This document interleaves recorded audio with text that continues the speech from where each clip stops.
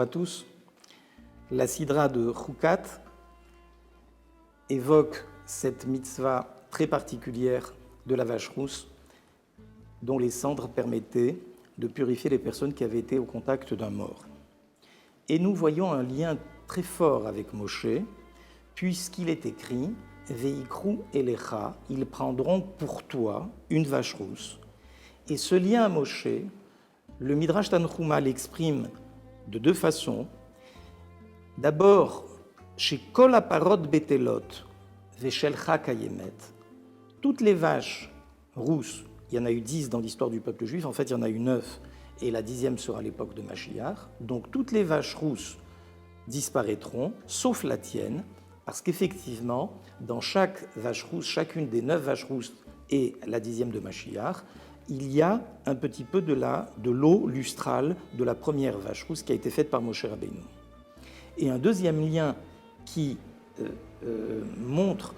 la présence de Moshe Rabbeinu dans l'accomplissement de cette mitzvah, c'est que bien que cette mitzvah soit la chouka, zot choukat Torah, c'est-à-dire la loi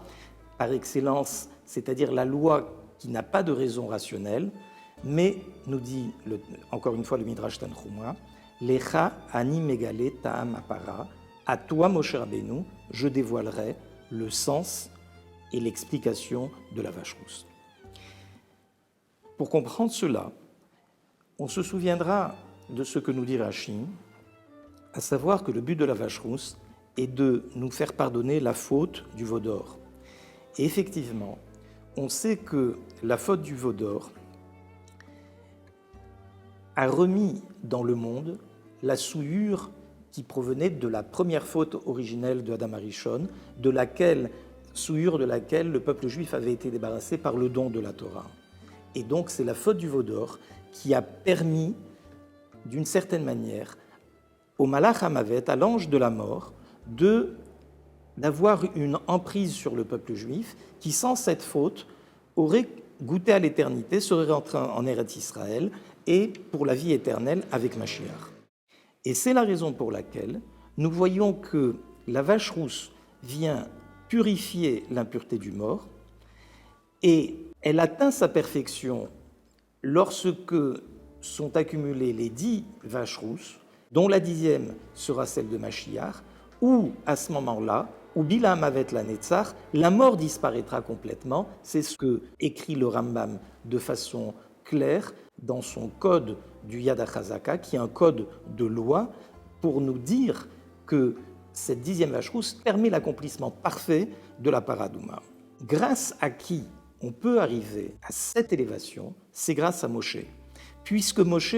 est celui qui a une œuvre qui est éternelle, ses actions, Maaseh Yadav Shel Moshe Nitzrim,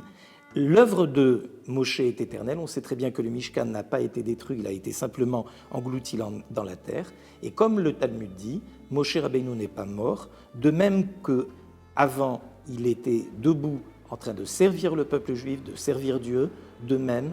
c'est encore le cas. Et donc, on voit très bien que c'est l'étincelle de Moshe Rabbeinu qui, à l'intérieur de chacun de nous, qui lui permet